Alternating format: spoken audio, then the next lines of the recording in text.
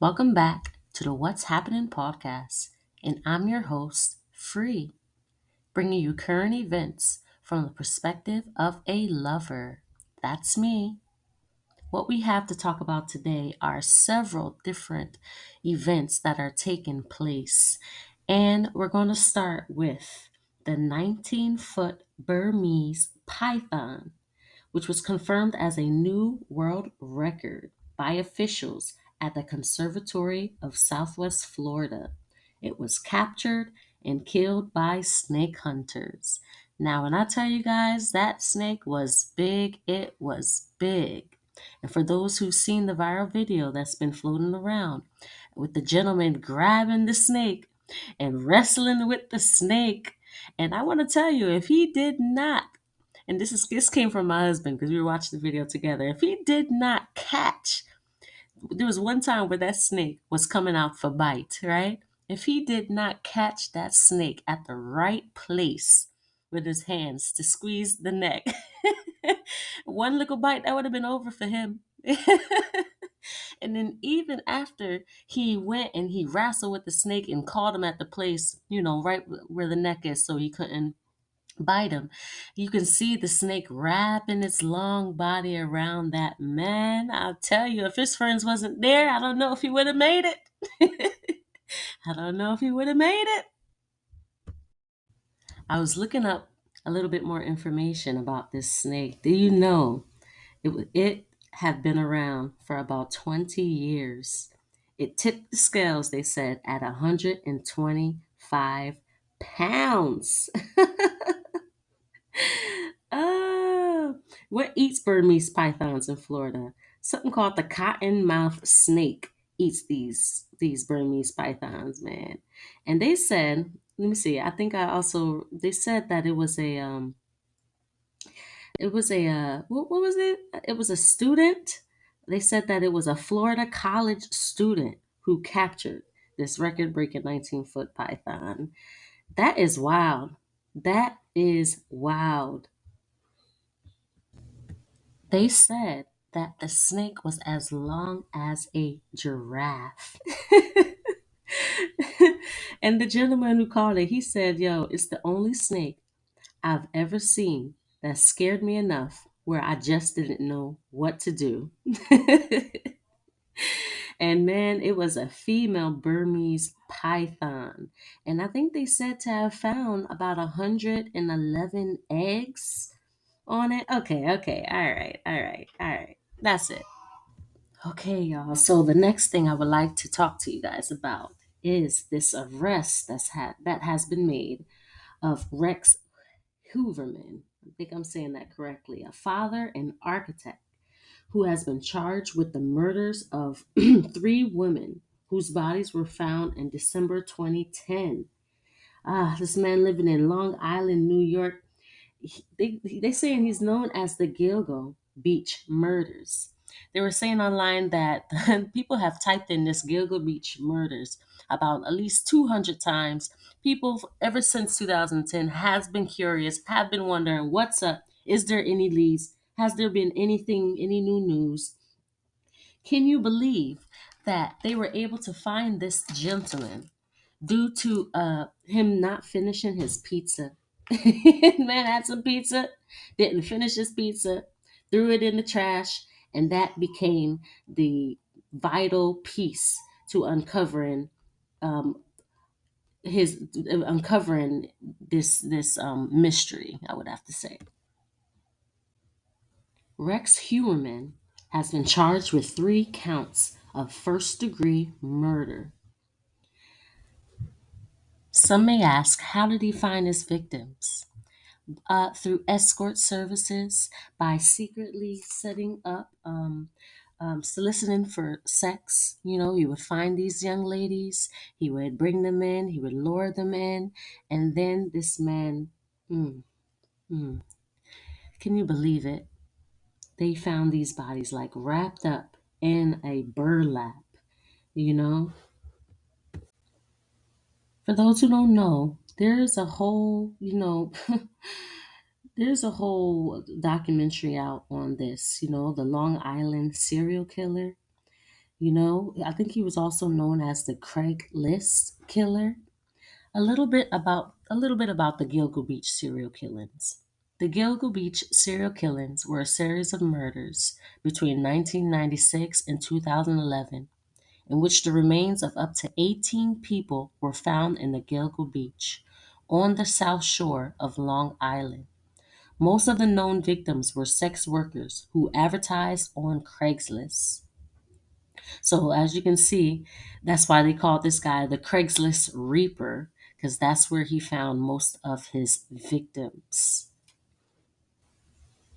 Imagine this man has been at large for about 13 years. Whew. Even chilling watching the documentary, knowing that that gentleman was still out there, and people, they never left people's minds. The families wanted that closure, and he's a suspect, and I think he's even denying that that he's done this, done these murders. But guys, we're happy to know that they got a milestone, and happy to know that they've reached got more information, and that they have somebody who they can question, who they can investigate more on, and we're just hoping that these families can get the closure that they so greatly deserve. We send our condolences to the family. I know they've been grieving this for a very long time. The victims: Melissa Barthélemy, Maureen Brainerd Barnes, Amber Lynn Costello, and Megan Waterman. These were the victims who worked as escorts. They became known as the Gilgo Four. Oh, guys,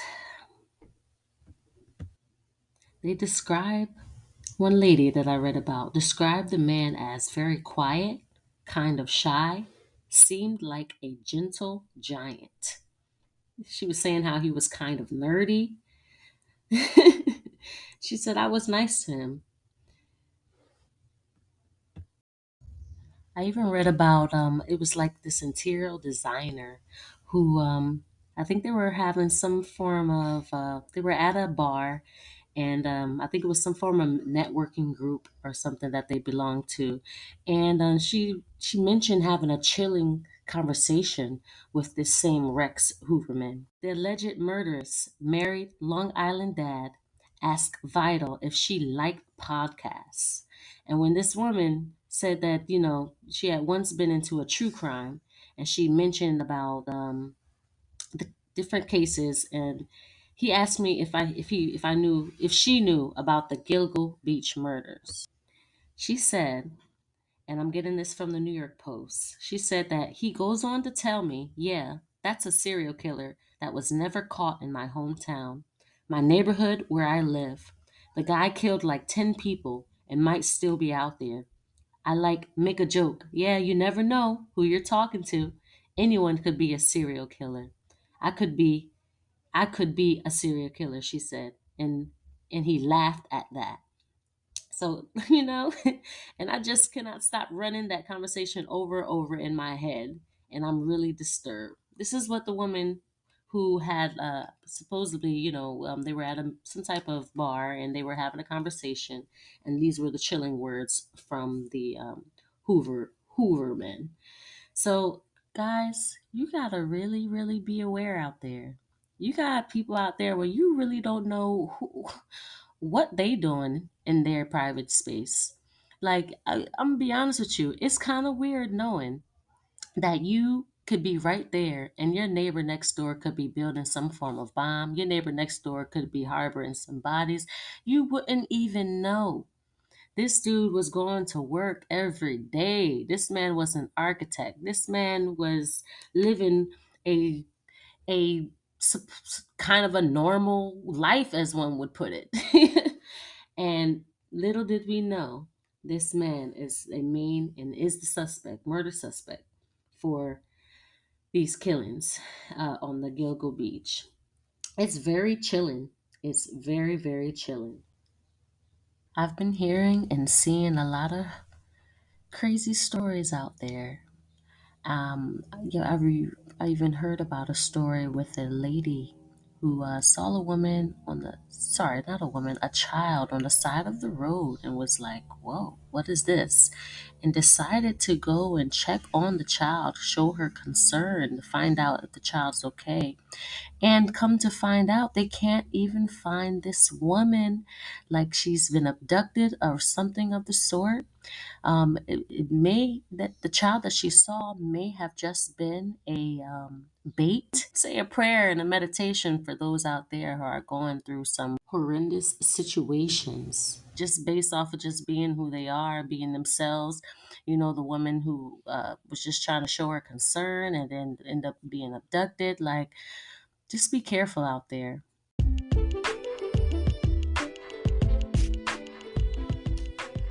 Follow your intuition. You know what I'm saying? You get that feeling, or if you see something that's out of place, don't just, don't ignore it.